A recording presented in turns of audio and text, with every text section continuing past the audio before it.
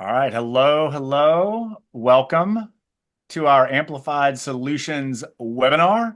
We're going to be focused today on 10 ways to use your follow-up boss to hold your team accountable, which is kind of an important thing. Wouldn't you say, Chris? I think it's super important. And a lot of these things are really overlooked, I feel like. And I feel like I'm going to talk about my feelings a lot today. When you bring the focus to these things, not only from the leadership level, but you talk about them really openly with your team, and they understand the benefits of doing the things that we're going to talk about today. It really gets their buy-in to doing it, because if you say, oh, you have to do this, and you stop short of explaining why it benefits the greater good of the team, why it benefits them and their future business, I feel like getting everyone really on board with these things helps your business grow in a way that it wouldn't if you didn't do them. For sure. It's one of my favorite sayings is that it's simple but hard, right? Like none of these things that we're going to talk about today are difficult to set up or anything like that. The hard thing is being consistent, making sure Mhm. people understand what you expect to get so that these things will work so that you can use them and continue that cycle. However, I was so excited about this topic, we didn't introduce ourselves. So, Chris, why don't you start us off? Well, hello. My name is Chris McDonough, and I'm the COO of Amplified Solutions. And I also host a little web series called The Primer on YouTube, where I talk about the fundamentals of real estate. Awesome. Very good. You want to give a little context too on what did you do before you started hanging out with us? Well, I was the broker in charge of a independent brokerage in North and South Carolina, and we grew from about 50-ish agents to 225 agents across two states. So I know a little bit about growth and expansion and operations. And then before that, I was in publishing. So I have a pretty varied professional career, but really focused on systems and operations, and a lot of real estate junk in this brain. All the things, all the things. So, All the things. my name is Lee Adkins. I'm the Chief Partnership Officer at Amplified Solutions. I too have a pretty varied background, but real estate wise, I've worn all the hats. I've been a solo agent, I've been a team member. More importantly, in 2012, I came to be the operations manager for a team here in Atlanta, helped that team grow pretty substantially, top 100, 120 at Keller Williams. Um, I've also been a partner in a brokerage. So really all the hats, all the spaces. I think sometimes we go into these webinars and we just start talking about stuff and people don't realize that we've also actually done all these things. And now we work with, operationally and CRM help for other teams and brokerages. So I'm going to drop a quick link to our YouTube channel. If you guys would subscribe, check it out, turn on alerts. We've got an unbelievable amount of content there, including all our past webinars, as well as a blog site I'll share at the end with some resources. But let's dive right in. So 10 ways to use Follow Up Boss to keep your team accountable. Chris, why don't you start us off with number one? Absolutely. The first way, and it needs to literally be the first way you get your team behind this, is to align them behind that phrase of, if it's not in Follow Up Boss, it didn't happen. So what does that mean? That means you share your calendars. You log all of your appointments and their outcomes within the systems. All of your calls, your texts, your emails, your notes, get them practicing everything going into Follow Up Boss. Have them remove their phone icon from their cell phone and add Follow Up Boss where that would be. Retrain their brain to do absolutely everything through the system, because if they don't get that piece of this, and that's why we're talking about it first, none of the other stuff is going to work. They're going to have incorrect data. They're going to have incorrect information. So it seems like the most obvious, but it's also the first thing that starts to slip. They're sending text messages outside of the system. They're making phone calls. Oh, I forgot. So make sure if you're in leadership, you are talking about this regularly to your team and making sure they understand the importance of it and how it spider webs out. I'm thinking of that Charlie Day meme from It's Always Sunny, where he's in the room with all the red yarn going from picture to picture. Make sure they understand how all the pieces fit together, because they are going to be much more likely to execute on doing these things. Lee, do you want to show them the appointments and the outcomes? Yeah, let's look at that real quick. I think, yes. So you want to look at how to customize them, right? Or how to use Yes. them. So under admin, if you're the owner or an admin on your account, go to admin appointments, and you can customize both the types of appointments as well as the outcomes. And this is going to allow you to then come into the reporting appointments and say, hey, show me all our buyer consultations and the outcomes. And then you can say, hey, which agent is closing more buyer consultations? Where are their roadblocks? Where are people not winning listing presentations? Drill back down into that. Is that a lead source problem? Is it a training problem? Is it a materials problem? But again, having this data is going to allow you to fill the gaps and find the holes, other than just assuming or thinking, oh, well, maybe they're not a good agent, or maybe that was a bad lead. You're going to know if you've got more of this data here in Follow Boss. Absolutely. And this takes us right to our number 2, which is going to be under reporting and then leaderboard. Giving the system good data. Man, Caroline's been, I don't know what she's been up to in here. Oh, it's all time. I was like, man, I really, I must be excluded. I was like, I really fell off the wagon here. But this leaderboard is kind of an easy button to aggregate all that data, all that reporting, all that information into one place, and has a really simple scoring system tied to appointments are obviously more valuable than phone conversations. Outbound phone calls that weren't answered are less points than an answered call. A text is fewer points, and an email is 1 point. So you can't modify these values. There are other platforms that you could purchase and set up your own values and all that. But again, this is just a great, easy button built into Follow Up Boss to show you things. And Chris, I want to mention something both on the number 1 point and this point. A really good way to encourage this adoption is actually to catch people doing it well. It's a much better positive reinforcement to say, hey, Bobby, great job, logging all your calls or doing this or making notes or doing the thing or using Follow Up Boss. It's a much better way to get other people to go, oh, I want him to call my name in the next meeting.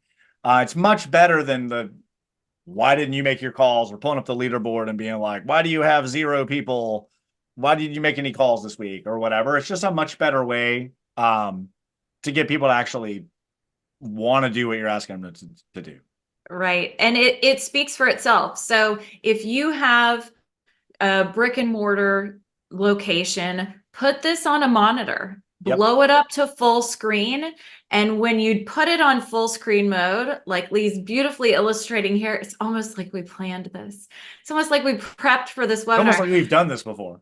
So if you're pretending that we have maybe 15 agents that are listed down inside here, so it doesn't show on the full screen, it will scroll for you to show everyone.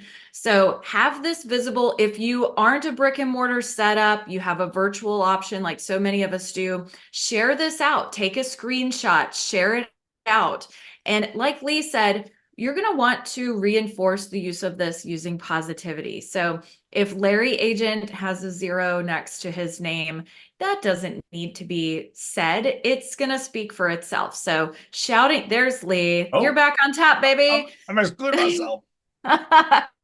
So what Lee's showing you here, if Lee's our team leader, you don't want, even though you might still be in production, you might still be crushing deals, remove yourself from the leaderboard, remove your ISAs from the leaderboard, because if it makes it so that the Bridget Aherns of the world can never make it to the top because, well, Lee's always there, or the ISA is always sitting there, that it has the opposite effect of what you want the leaderboard to do. So remove those people who are always going to sit at the top, unless you do have a top producer who's working their butt off, which hopefully you do, to give everyone else a chance.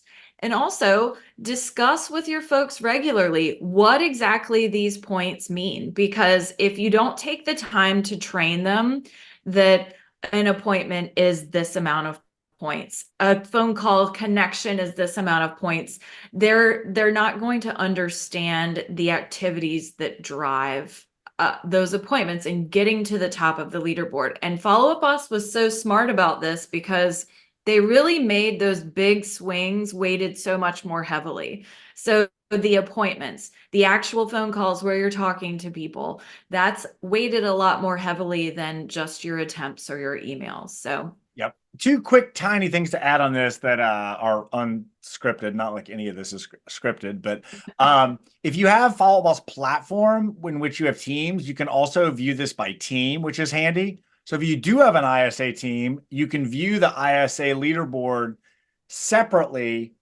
from, say, an agent leaderboard, or even if you have different groups of agents or different segments of agents.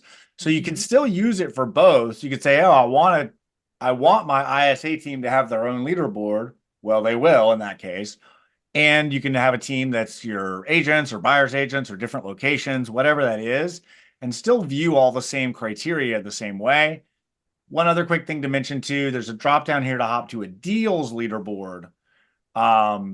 So they kind of slipped that in. That kind of came quickly and wasn't a big announcement, but you can also have a deals leaderboard if that's something that is valuable to your company. So, and this all really ties in to conveniently the next bullet as well as the next item here, which is agent goals. Another cool feature that Follow Up Boss just kind of rolled out into last year, I think we announced it at FubCon, is a really great but super simple feature to be able to have agents come in and set their own sales volume or commission goals.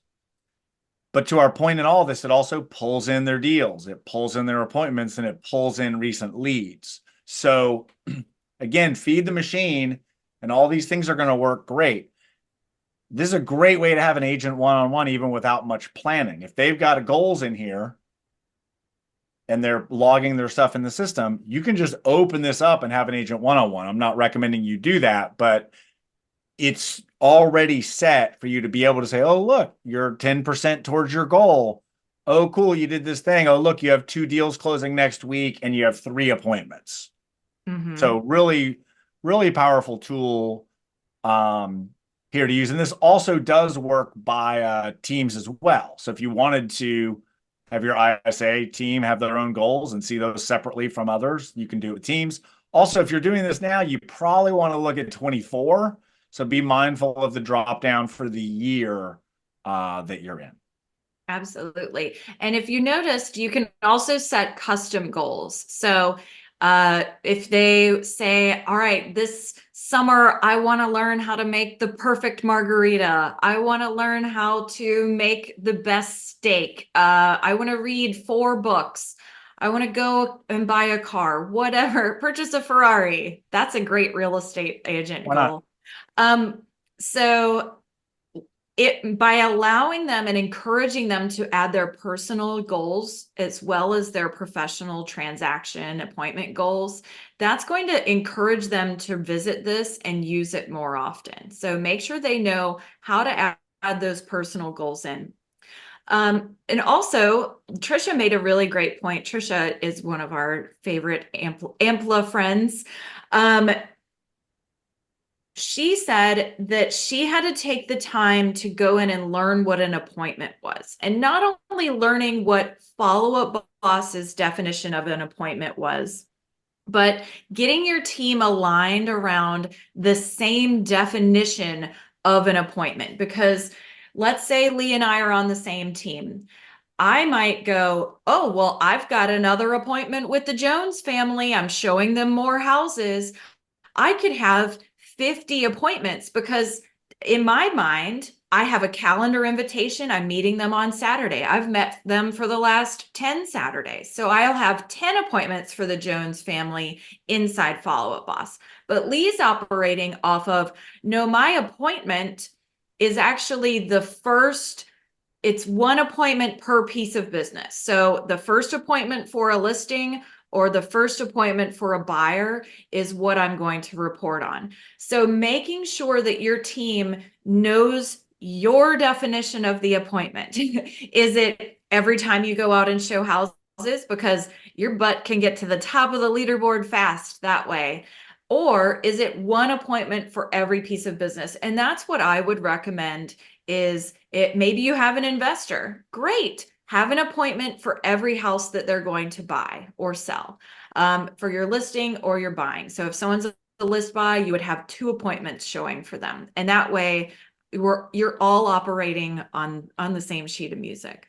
Yeah, and this is the blessing and the curse of Follow Up Boss. And I know I say this a lot, but you can do anything you want. If you want to measure every time you have a team meeting or they have a Zoom with somebody, fine, that can be done. But naming these, coming through and figuring out what you want to measure is really where it's at. So, and again, those key areas, buyer consultation, listing appointment, obviously closings. If you want to track inspections, put inspection in there. If you want to track whatever you want to track, because again, the point of this is being able to get to the reporting appointments and say, hey, show me all the buyer consultation my Texas team has ever had that resulted in, working with buyers. So again, we're feeding the system this data so we get good reporting to be able to go back and understand, man, Bobby's killing buyer appointments. What are you doing? Use it to inform the whole team. So it really just comes down to what you want to measure. I would say this though, if you're not using this currently, start simple. You don't have to sit down and figure out all the possible appointment types. It's also easier to train your agents to say, okay, is this a buyer appointment, a listing appointment, first time consultation, whatever you want to measure, but keep it simple. The rule I always say is if agents have to think for more than 3 minutes about it, they're probably not going to do it at all. So did I say minutes or seconds? Minutes. Seconds is I think I said minutes. No one's thinking about anything for 3 minutes these days. Oh, not really. But just make it really easy to select those. And same with ISAs. If you want to measure outbound or appointment set or anything like that, great way to do that without them having to do some sort of separate thing. They're actually creating the appointment and it's being measured. So yeah, I like that. And this beautiful. Isn't necessarily something you would do in Follow Up Boss. We're trying to keep it all in Follow Up Boss for this webinar, but making sure that your agents can regurgitate their goals to you. I will never forget, I was in a sales meeting and I went around and I was like, well, what's your goal for the year? And it was like September. It was late in the year and people were stammering going, and I was like, oh no one knows what their goals are. Like, how much more could we have accomplished if it was in their face? They were ready to say, I'm going to sell 24 houses this year. I'm going to sell 36 houses this year. Talking about them regularly, keeping those goals in front of their face, and they're their goals that they've set. They've made that commitment to you and to themselves. It's not something you've assigned to them. Know about it, know what it is, and keep it top of mind. And just, we're at the end of the year. So if you didn't do well on that this year, just go ahead and start right now. Yeah, there's no better time for a fresh start. Nobody's judging here, and I meant to say this at the top, but honestly, everybody that comes to us for help with this, it's all about accountability and training. It really is. Like everyone, I don't want to say they're struggling with this, but everyone's looking for better accountability. So it's just a smart thing to pay attention to. It is. And learning the way your people are motivated. Everyone's motivated by different things. And that's why we talk about motivation and accountability so much, is because so many people come to you as the broker, the team lead, and they're like, I got to get out of this corporate gig. I'm ready to go on my own. I want to own my own business. I know how to do this. And people come to real estate for the freedom. They come to own their own business and run it their way. But the reality is, most people have never had their own business before. They don't know what it is. They aren't intrinsically motivated. They don't know how to do the things necessary to get them to that next level. And so they come to you wanting that freedom. But at the end of the day, every single agent I ever had, they asked for more accountability. They asked for more structure. So understanding that balance of, I'm going to let you do it your way, but we are going to have accountability. We are going to have structure. That's really important for you to really think about and measure what the right amounts are on the scale, to strike that right balance where people feel like they're running their own business, but you're actually shepherding them and you're leading them, which is your job as a leader. Yeah, it's a very difficult spot to fill. It really is. There's a lot, but again, using data and information like this to backfill that and understand different people's motivations and goals and all that is totally, totally where it's at. So I'm going to hop back into product. We're going to hop back and forth a bit here, but one of the other things, and this is simple, and again, like I said, all these things are simple. It's a function of A, setting them up, which isn't hard, and then B, using them, training on them, looking at them. But one of the best ways to do this is simply a smart list. And I'm just going to build one for simplicity here. So the idea here is that Follow Boss is predominantly driven by stages. Stages are tied to the motivation or time frame to transact. So they should be warm, hot, cold, nurture, long-term nurture. So one of the cool things you can do is with your company is determine. I had a good call with a friend yesterday, and we were talking about having a rules-based business versus not. And most people are not, or they're a rules-based business with a lot of exceptions. But creating rules like if someone's in the hot stage, they should be called every 3 days. If you use the Zillow Flex integration, if you're a Flex user, you're going to have some built-in touches, the X number of days you have to touch people that they're in a certain category or stage. So one of the greatest ways to do this, I'm just hearing all people. I'm going to remove these filters after I remove all the Zoom windows. And it's really this simple. You just click on stage. You can do it over here as well. Click on stage, say include hot.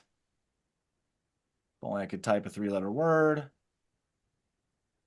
So that's going to drill you down. Again, I'm in an admin owner level account. So this is all the leads for everybody, but that's what we want at this moment. So now I've drilled down to stage being hot, which you can also see over here. But now I want to say last communication was more than 3 days ago. If 3 days is our cadence to call our hot people, I want to say, show me all the people. This is a demo account, so it's going to be all of them. Show me all the people in the hot stage who have not had a communication, which includes an outbound text, an outbound phone call, or a one-off outbound email, not an action plan, not a batch, not a newsletter. Those all count as communication. So if those communication's been done, they're not going to be in this list. Right. It's harder for people to wrap their head around because they think they're going to a hot list to see all their hot people. But starting to retrain people that the idea, these are the hot people you need to call. Right. You need to find everybody in the hot stage. That's easy. Probably you don't, because you just need to call the people in the hot stage that haven't been called in 3 days. And then, of course, you just hit save list and name it something like hot call every 3 days, or important list, or hot leads, or whatever you want to call it. And again, I know this is pretty simple. We've done this on a bajillion different webinars. But again, in the name of like workflows, accountability, keeping it simple, using the Smart List Zero concept, because now the rule is if there's people in this list, you just got to call them. Right. And they're there for a reason. And again, here, have a cheat sheet. We can help you with this. Have a cheat sheet so everyone knows why they are in this smart list, because the more you have to switch hats, and that's why using the smart list to call, I know when I click into that hot smart list, I check my filters and I go, okay, this is roughly the kind of conversation I'm going to be having when I'm calling everyone on this list. And my brain doesn't have to shift gears as much when I just call straight through this list. So aligning everyone around the rules so they know the expectations, the definition of what is a hot lead. Again, here, Lee might say, oh, they're hot. They're going to want to buy something in the next 6 months. And then my definition would be, oh, they're hot. They're going to buy in the next, they need to move in the next month because of a job transfer. So aligning around the definitions and aligning around the rules. And it's also a great idea to have two different sets of smart lists. So have the list of people that you want to call and why. So the rules of the last communication and the stage, and then have another list for them to view. This is my pipeline. This is everyone that could buy us or sell a house with me in the next year. Like, this is my pipeline of people. There's no rules attached. I don't have to call everyone, but these are all my active clients that I could be doing business with soon, because it's easy to, as amazing as Follow Up Boss is, they don't have that, this is your pipeline on the dashboard. So create that slide for them where they don't have to look it up, because if you aren't regularly seeing everyone on your pipeline, someone might fall through the cracks because of one reason or another.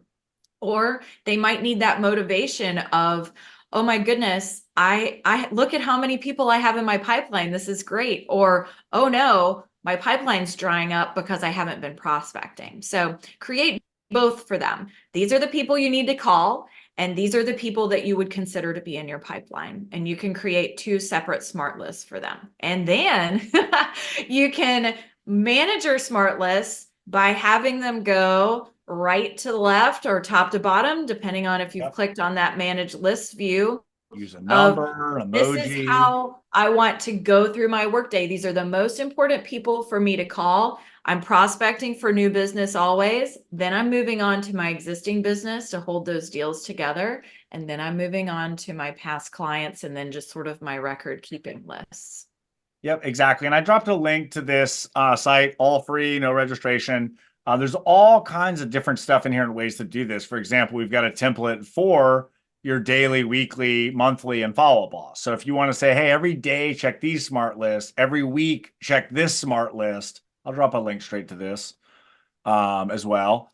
But tons of resources here that are literally designed for you to make a copy, like it says at the top. Make it your own, slap your logo on it. Matt shared in the Follow Up Boss recently that he used one of these and shared it on with some other people, which was super cool. Again, we have all these resources to help you do this. Like, we're not just talking at you and saying, good luck, go do it. Our goal is to put it in your hands to be able to do all of this. But it is important, like Chris said, to have that structure written down, to have them understand, tell them every week for 4 months, like, every day you need to check this smart list. Every week you need to do this thing. Every month you need to do whatever. But having that in a very accessible, easy way for them to do, no one has the excuse of like, I didn't know what to do. But you've got to provide that for them. So they don't have that. So this is a little bit similar, but in a good way, I think. I'm going to go ahead and clear all these filters just to keep it simple. After I move 400 Zoom windows. So now I'm back basically to the all people screen, which would be everybody in the entire account. And you could filter by last communication. You can also filter by number of, let me figure out where this is. It may be in reporting. And they've added some things as well. So I think there's a number, maybe in the, I think that's more in the reporting. I'm going to stick with this right now and then hop to the reporting for that part. But similar to what we did before, you can look at the last communication any way you want to. You can say is empty. These people have never been contacted ever. That's an interesting place to start or reassign or move to a pond or do something with them. And in addition to filtering these, you can sort them. So you can say these are the most recent people we've reached out to, and these are the least recent people we've reached out to. So again, an agent says, "Oh, I don't have any leads, or I'm this, or I'm out of people to call." All kinds of ways to drill in here, and look for some of these pieces. Mm-hmm. And then I want to show this specifically because it's tied to that, but it's not technically through a filter. One of the best and worst things in agent activity. So I'm in reporting agent activity. How many leads have we not acted on? You never want to see numbers here, but there often are.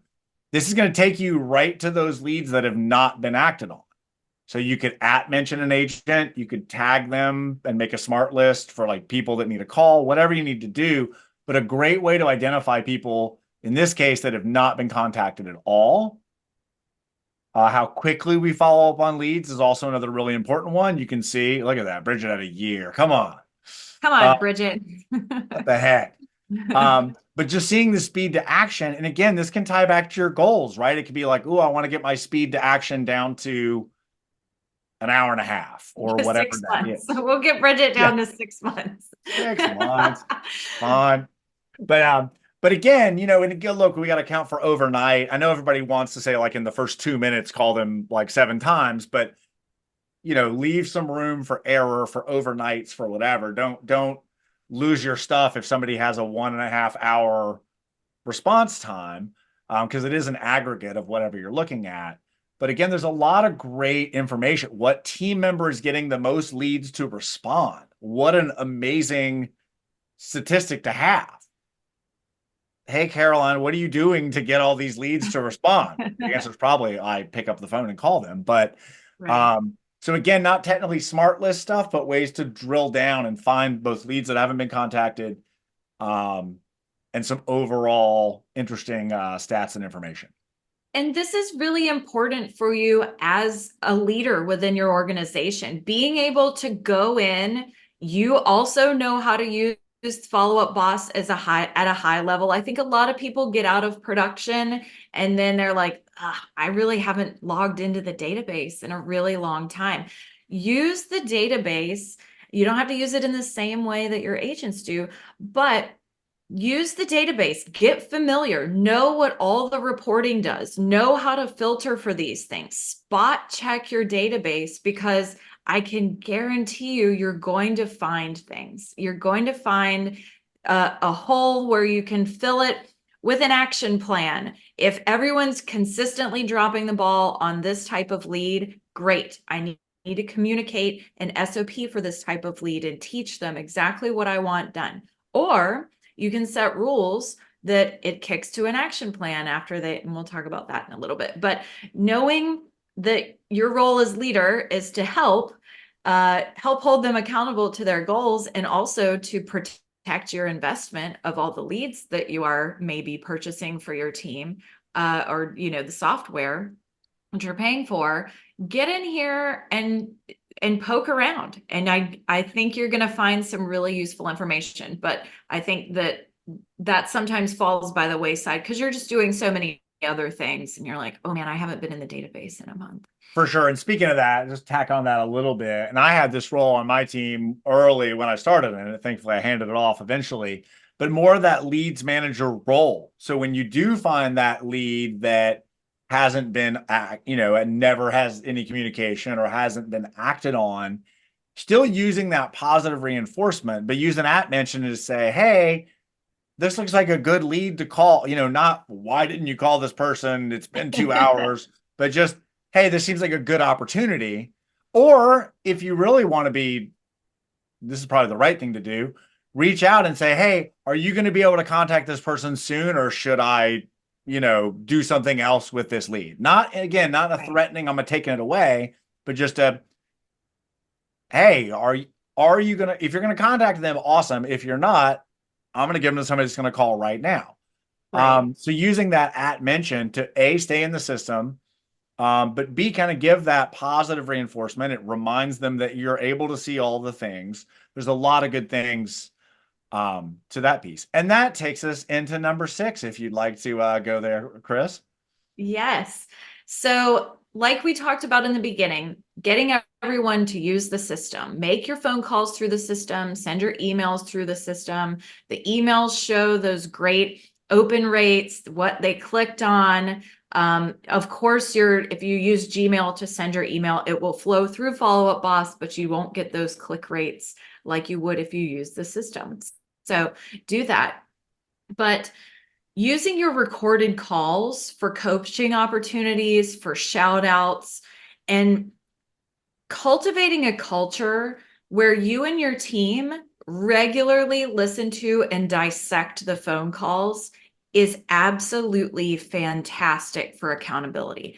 No one wants to do this. And if you've never done this, be fully prepared to be terrified. And it's a very good thing, but you very well may be like, oh my God, I can't believe they're saying that. But that's a data point. And just as a CYA, call recording laws are state by state, and you should look them up and be compliant in your state for what your state says those laws are. However, if your state allows you to have call recording on, there's Yes. one extra lovely thing in Follow Up Boss, and that's reporting calls. Mm-hmm. And this gives you a lovely overview of, again, whatever time frame we're in here. Also works with teams. So if you want to do this with your ISA team, separate from your agents, all happy and good. But what most people, I think, miss, if you drop this down, there's a call logs.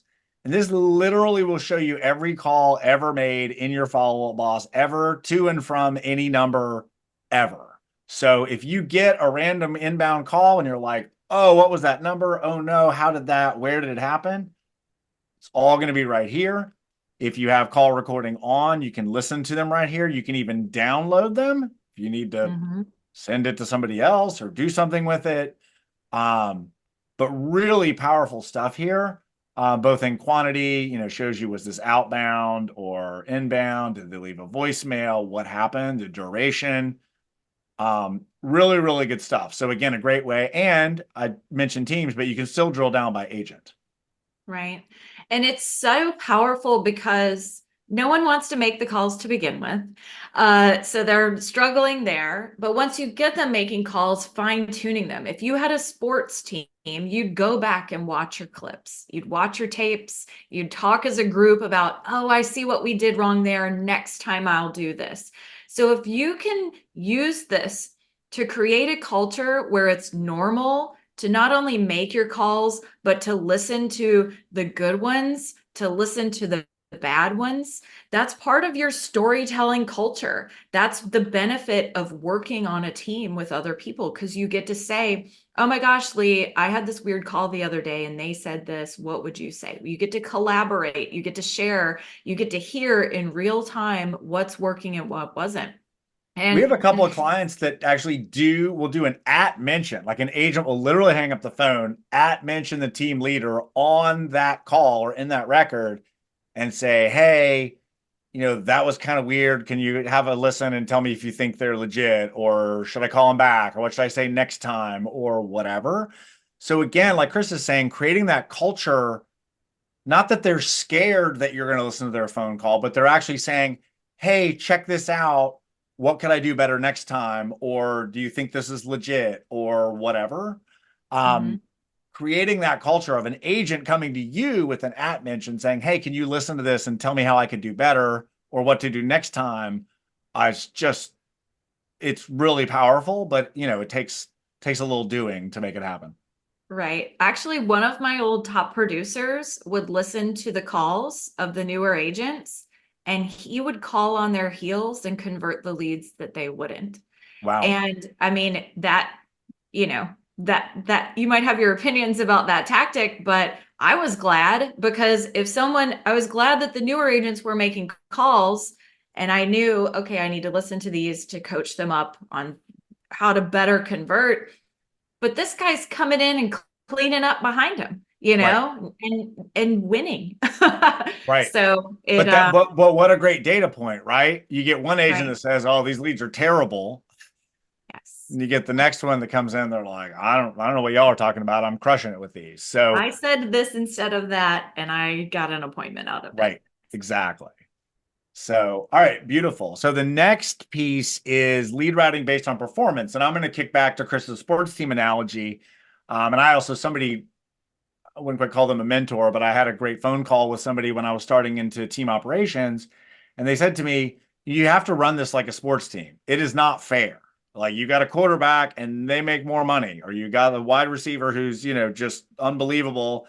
They're making more money. They're getting more touches. They're getting the ball more just because they're going to move it forward. So that said, we're not going to dig too deep into this. I have a lot of strong feelings about potentially making it fair for the people who you might not assume are good, because sometimes they can show up and be really good. But there's a lot you can do in Follow Up Boss to route certain leads, whether it's price point, source, or whatever, to certain people. The other cool thing about that is you can use this as a reward or a carrot. Hey, you cleared out all your smart lists. We're keeping you on the good leads. Or, hey, you can get seller leads now because you've gone through our listing presentation training process, whatever those things are. But they're incredibly easy to do in Follow Up Boss. The first step would be to set up that group.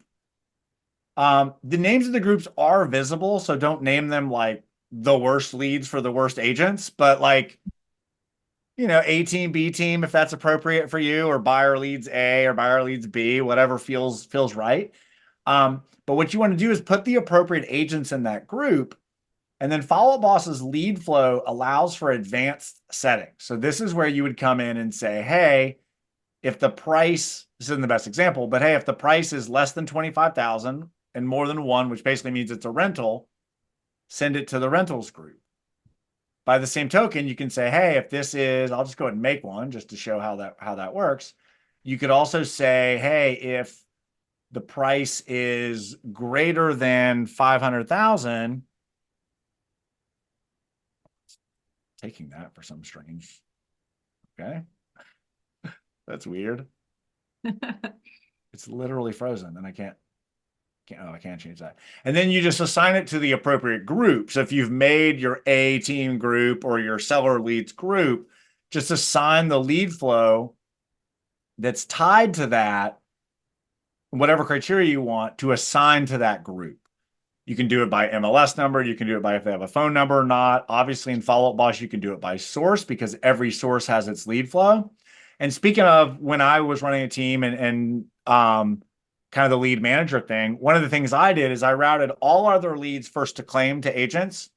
But we were doing at the time Zillow zip codes, which were incredibly like, I've read all your reviews. I'm ready to beat you leads. This is like 2014 or so. Mhm. So I had the Zillow leads only route to me. So I got a notification on my phone that I had a new lead. I opened it and I said, now this is before the days of some of this fancier stuff. And I was like, Yeah. oh, this is 500,000 in Canton. I'm going to give it to Catherine. I hit a button on my phone to reassign it to Catherine and I moved on. So there are cool Mhm. ways you could potentially say, let's auto route these, but I want to kind of gatekeep these, or I want to send these to an ISA, or I want to do something different with these. But there's no shame in routing more leads to the people that are going to close those leads. Just be sure you're still giving opportunities for other people to work their way up that chain and get into that circle of leads.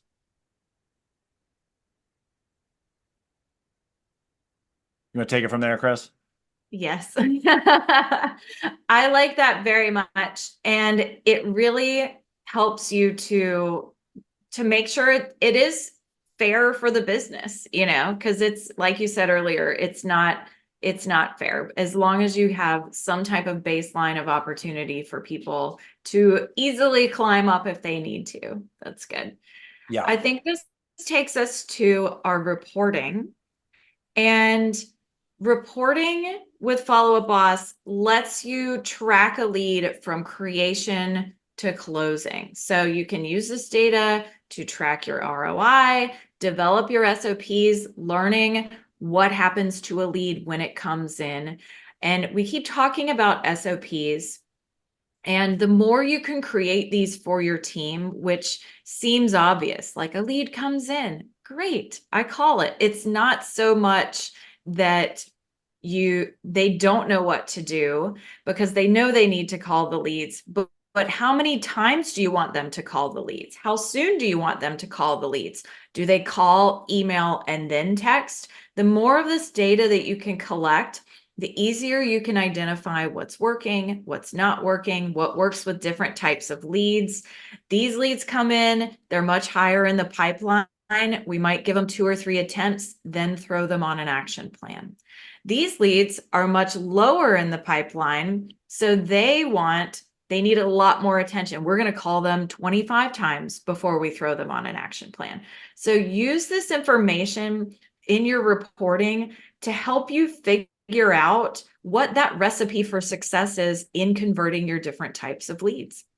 And then have a written process for your people and train them around it. Yeah, and speaking to that, there's a couple of ways to do this via lead source. The most obvious is reporting lead sources. And that's going to show you how many leads you've gotten, again, within the given time frame. One quick note too, this web leads is typically what I recommend. Manual leads are going to be manually entered or imported leads. So typically, if somebody's importing their sphere or typing somebody in, those aren't necessarily counted the same way as an inbound web company type of lead. Web lead just means it came through the lead flow. So I wanted to differentiate that real quick. But so at a high level, you can see how many leads did we get from this and how many calls, emails, things were done, how many appointments were set on those. Very handy, very simple. Great. We got X number of leads. But there's a couple other places. If you're using Deals, Deals also by default has the contact lead source and a marketing lead source. So for example, if it's a Google pay-per-click lead, the source may say Google pay-per-click or Ylopo or some other system you're using with your Google pay-per-click, but the marketing lead source is going to show you what campaign they clicked on. So this is really great intel. You can drill down more and say, hey, this Facebook ad worked great, or this particular pay-per-click ad is generating leads that we're closing. So more great intel still here. And even ROI type stuff. You can say, hey, look, the team made this much money on these particular leads that came from this particular campaign. And similarly, appointments has the same information. So it makes it pretty darn easy to track not only a new lead coming in and the conversion part of that, but once they become an appointment, you can check the appointment. Oh, look, we got X number of appointments from Zillow this month or whatever that is. And then backtracking into Deals and go, okay, great. How many of those appointments are turning into closings from that lead source? A lot you can do just to poke around in here. I think a lot of times people don't just poke around necessarily. There's just so much you can do in here from filtering these things to customizing this to changing what columns you see. And we're on a mission to help people understand that. Yes. And share this with your team. Share this out so they understand the nuances of the business side of it, that you are spending money on these leads and they need to be taken seriously.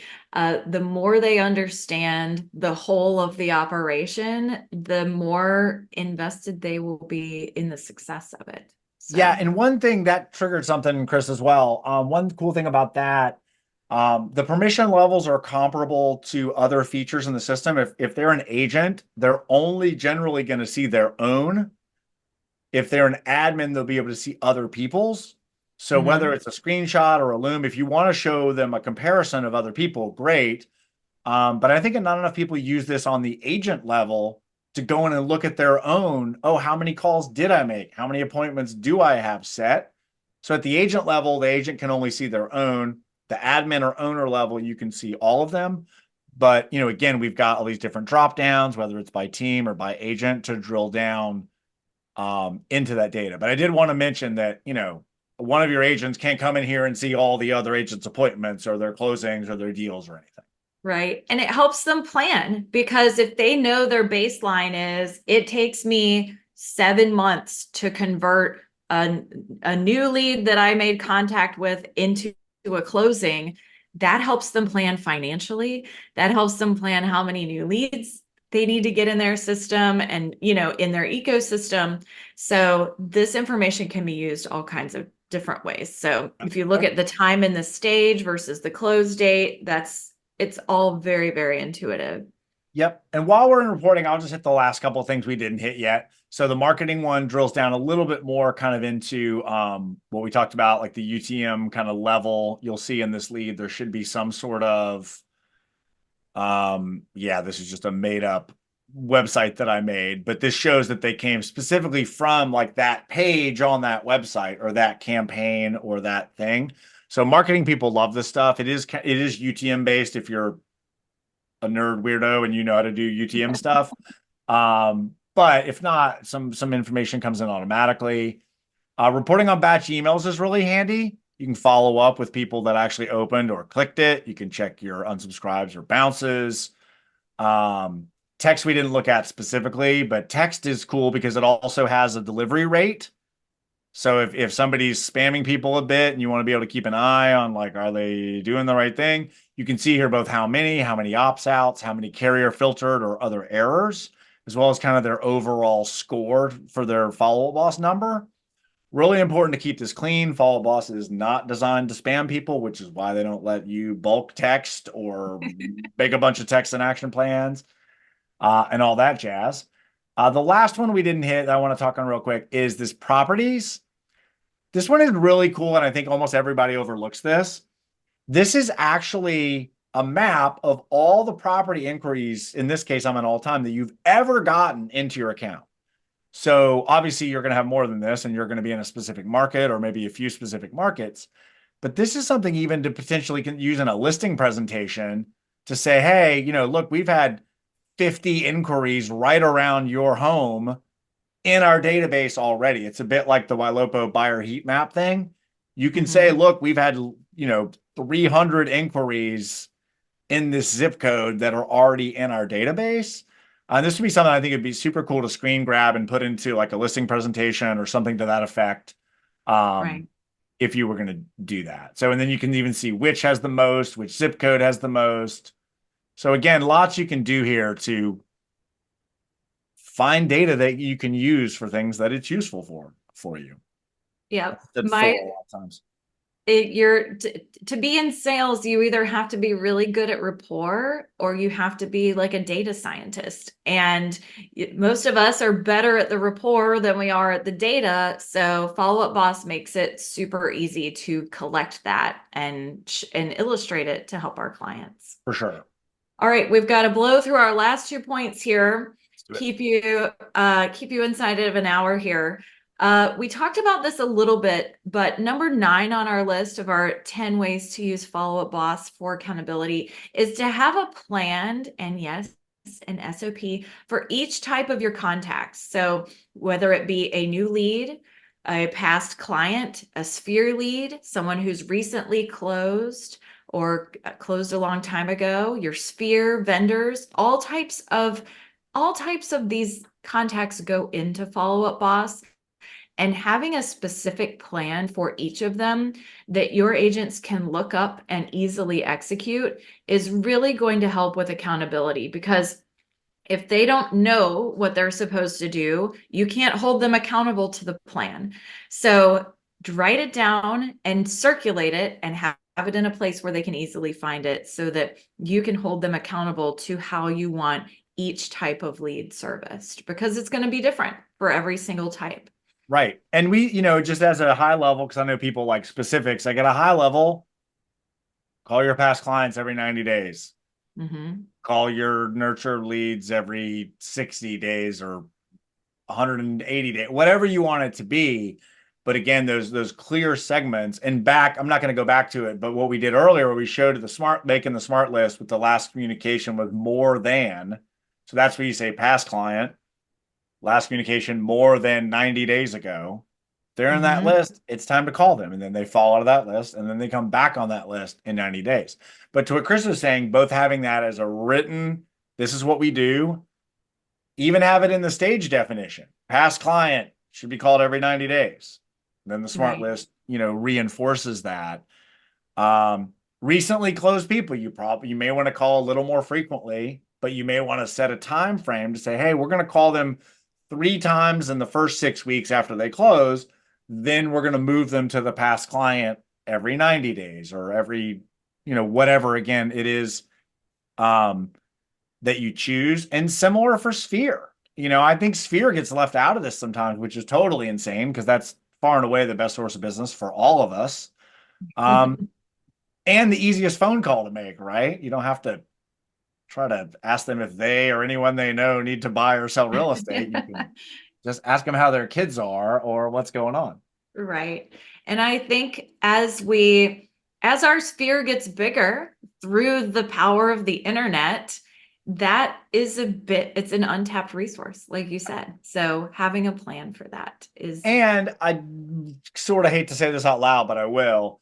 If they're Facebook messaging them or there's some other personal way they're communicating or they are using their personal cell phone just because they're best friends or neighbors or whatever, you can always log a call and Follow Up Boss. I'm always hesitant to say this because I don't want agents to abuse it to clear their smart list, but you can log a call and Follow Up Boss and just say sent Facebook message, and that will still clear the smart list. Because I know agents are great about giving me crazy use cases that like counteract, what I'm recommending. So there's always a solution to do that. That's one quick one for that. And number 10, I'm going to give a bonus. It's tied to 10, but I'm going to give a little bonus I just thought of. I love it. Using automations to make sure leads don't fall through the cracks. It's that simple. This is what I would recommend. If you don't have this, this is like $5,000 worth of free consulting advice.